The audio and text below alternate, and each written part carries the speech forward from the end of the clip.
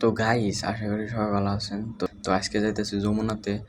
তো অবশেষে আমরা যমুনাতে চলে এলাম। তো যমুনার ভিউটা দেখেন, ও অসম সুন্দর।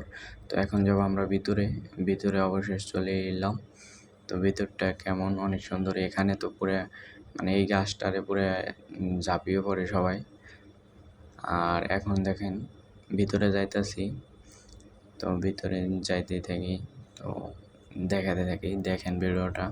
তো ফার্স্ট ব্লগ ভিডিও বানাইতেছি গাইস, সবাই একটু সাপোর্ট অ্যান্ড ভালোবাসা দিবেন ভরপুর।